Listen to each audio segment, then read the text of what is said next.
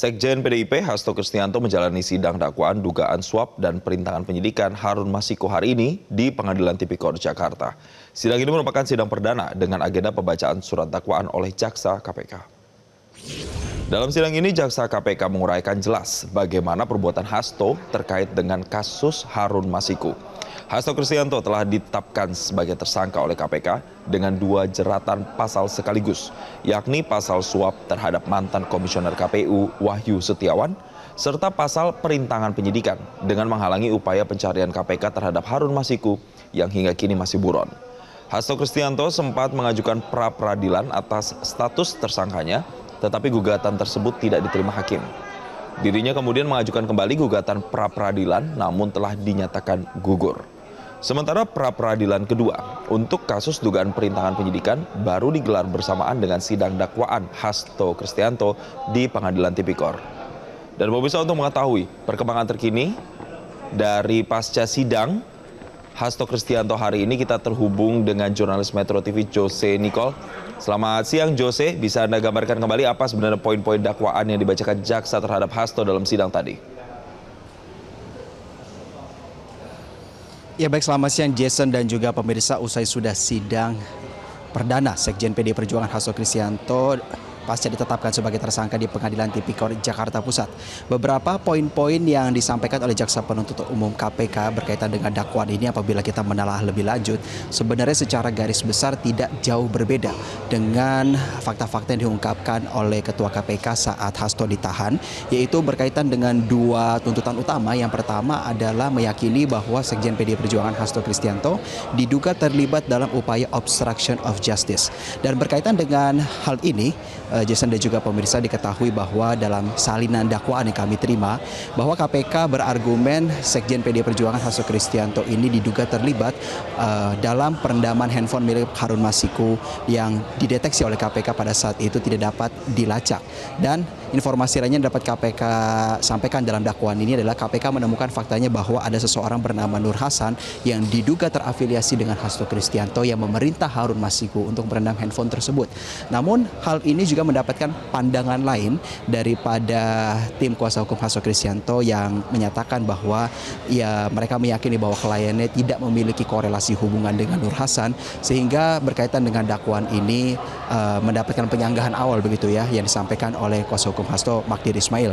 Dan yang kedua adalah dugaan keterlibatan Hasto Kristianto dalam suap yang diberikan kepada sejumlah mantan komisioner KPU, yaitu Wahyu Setiawan dan juga sejumlah pihak terkait lainnya di Bawaslu dan penyelenggara pemilu yang sudah dipidana dan juga sudah dinyatakan bebas. Dan hal-hal yang berkaitan dengan poin kedua ini juga sudah disampaikan kembali oleh tim kuasa hukum Hasto yang secara konsisten menyampaikan bahwa fakta-fakta persidangan sudah diungkap melalui keputusan hukum yang inkrah, dan bahkan para tersangka-tersangka juga sudah memasuki masa tahanan dan dinyatakan bebas. Jason.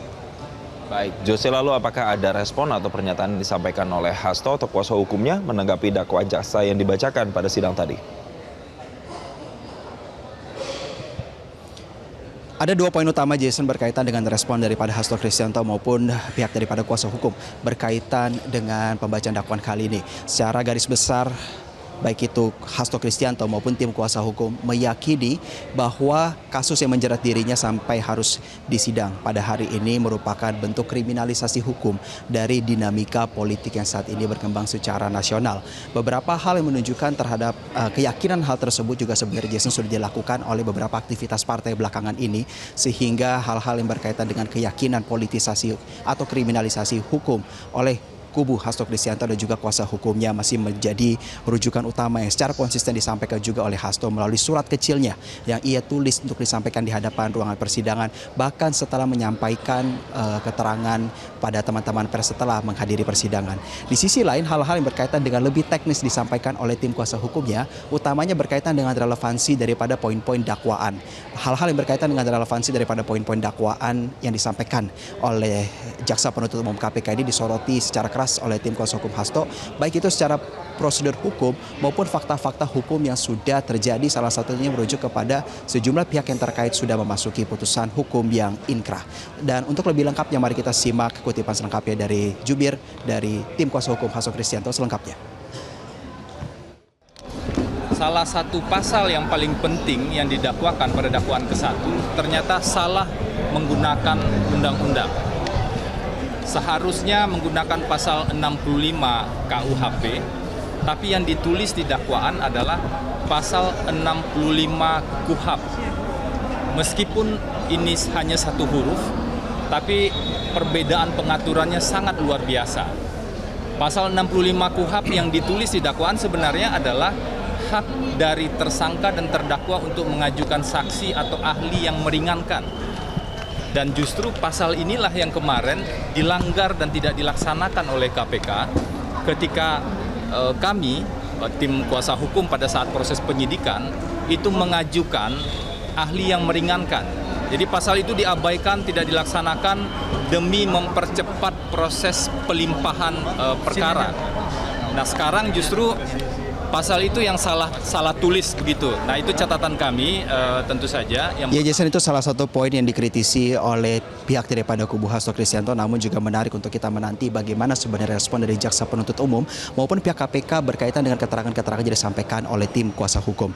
Informasi yang dapat kami sampaikan Jason bahwa pada saat persidangan berlangsung ini Pengadilan Tipikor Jakarta sangat ramai oleh para simpatisan Hasto Kristianto baik yang terafiliasi dengan dirinya maupun dengan partai, dan kami melihat sejumlah jajaran Ketua DPP PDI Perjuangan dan jajaran DPP lainnya turut hadir di Pengadilan Tipikor Jakarta, dan kami mendapatkan kutipan dari Ketua DPP PDI Perjuangan Deddy Sitorus yang mengatakan bahwa Ketua Umum Megawati Soekarno Putri memerintah untuk 1000% solid agar mengawal keberlangsungan kasus hukum yang sedang dialami oleh Sekjen Partai Demokrasi Indonesia Perjuangan.